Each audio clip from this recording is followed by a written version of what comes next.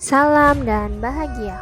Perkenalkan, saya Anastasia Lita Anggwi Utami, calon guru penggerak Angkatan 9 Kota Semarang. Di sini saya akan menyampaikan tugas koneksi antar materi modul 2.3 coaching untuk supervisi akademik. Selamat menyaksikan. Yang pertama, pemikiran reflektif terkait pengalaman belajar. Pengalaman belajar yang baru saja diperoleh. Dalam modul 2.3 ini, saya mempelajari tentang supervisi akademik yang bertujuan untuk pengembangan kompetensi diri. Pendekatan yang digunakan adalah coaching yang memiliki 3 prinsip, yaitu kemitraan, proses kreatif, dan memaksimalkan potensi. Kompetensi inti yang harus dimiliki diantaranya kehadiran penuh atau present, mendengarkan aktif, dan mengajukan pertanyaan berbobot. Percakapan berbasis coaching yang menggunakan alur tirta, yaitu tujuan, identifikasi, rencana aksi, dan tanggung jawab. Terdapat 3 tahapan dalam supervisi akademik, yaitu praobservasi, observasi, dan pasca observasi. Emosi yang saya rasakan terkait pengalaman belajar. Yang pertama, gembira. Saya merasa gembira saat mampu melakukan praktek coaching bersama rekan CGP dalam tugas ruang kolaborasi dan demonstrasi kontekstual. 2. Optimis. Saya optimis untuk mampu mengaplikasikannya di sekolah tempat saya mengajar. Yang ketiga, cemas. Sebelum mengetahui tentang materi modul, saya merasa sedikit cemas karena khawatir tidak mampu dalam memahami dan mempraktikannya. Apa yang sudah baik berkaitan dengan keterlibatan diri dalam proses belajar? Saya mampu berkolaborasi dengan rekan sesama CGP saat mempraktikkan proses coaching menggunakan alur tirta dan sesuai dengan prinsip coaching dalam ruang kolaborasi dan demonstrasi kontekstual, baik berperan sebagai coach, coachee, maupun sebagai observer. Yang perlu diperbaiki terkait dengan keterlibatan diri dalam proses belajar. Yang perlu diperbaiki adalah kemampuan dalam mengajukan pertanyaan berbobot agar dapat menggali informasi permasalahan pada diri coachee sehingga membantu coachee dalam menemukan solusi atas permasalahan yang dihadapi. Keterkaitan terhadap kompetensi dan kematangan diri. Setelah saya mempelajari modul 2.3 tentang coaching untuk supervisi akademik, kompetensi saya mulai berkembang, ditandai dengan mampu mempraktikkan proses coaching menggunakan alur tirta, baik sebagai coach, coachee, maupun observer. Saat saya mempraktikkan proses coaching, saya harus mampu mengendalikan diri dari asumsi-asumsi pribadi dan harus mampu mengendalikan emosi, sehingga muncul kematangan berpikir dan bertindak agar sesuai dengan prinsip coaching, yaitu kemitraan, proses kreatif, dan memaksimalkan potensi. Yang kedua, analisis untuk implementasi dalam konteks CGP.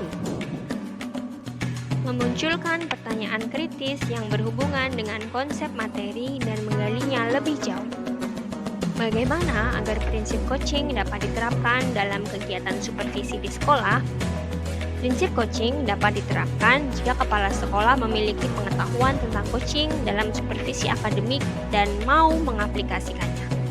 Kegiatan supervisi jangan hanya bertujuan sebagai bahan penilaian guru saja, namun supervisi harus dijadikan sebagai cara untuk meningkatkan kompetensi akademik guru sehingga tidak hanya melakukan observasi di kelas saja, tapi harus ada percakapan pra-observasi dan pasca observasi.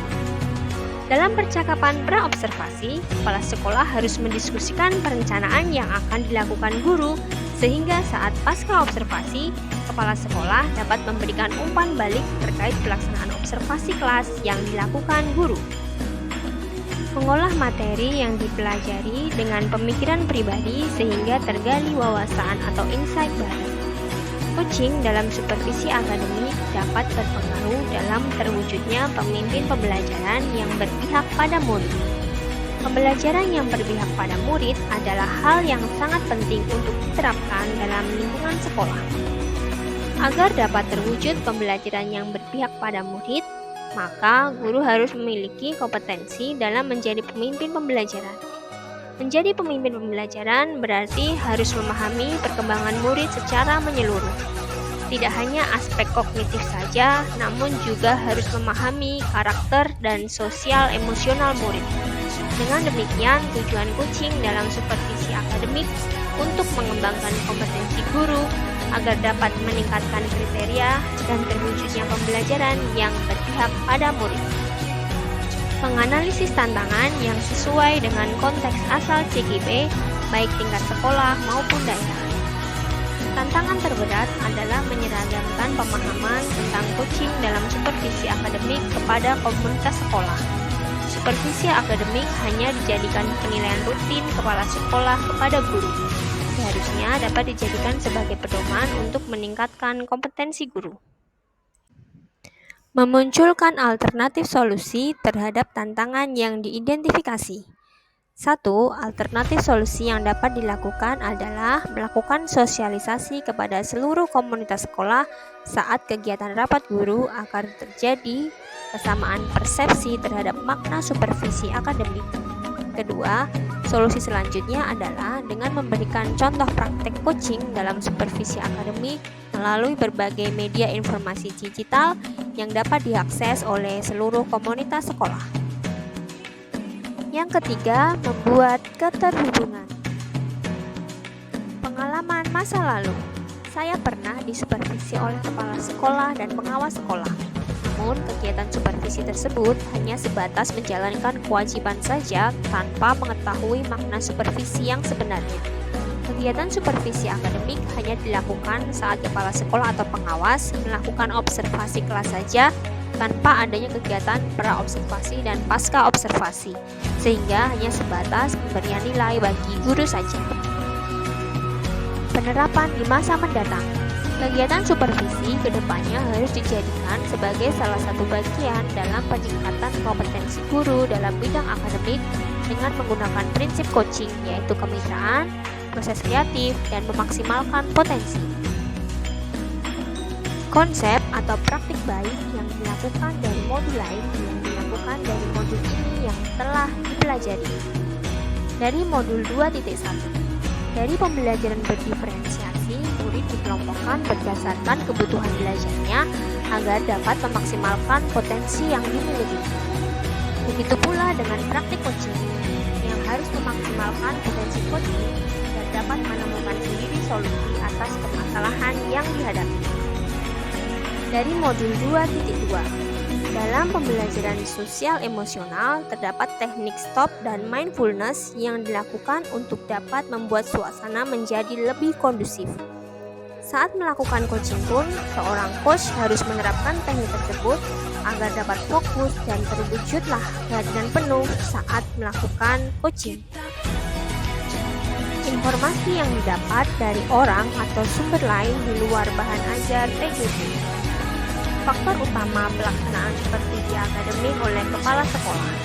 Kesadaran kepala sekolah akan kompetensi supervisi yang harus dijadikan semangat dan dukungan oleh para guru. Coaching yang dilakukan oleh kepala sekolah akan memberikan pengaruh pada proses pembelajaran. Suasana yang terbangun bisa dijadikan sebagai sarana untuk membangun kinerja yang lebih maksimal dan kegiatan supervisi akan berjalan dengan nyaman. Terima kasih, salam dan bahagia.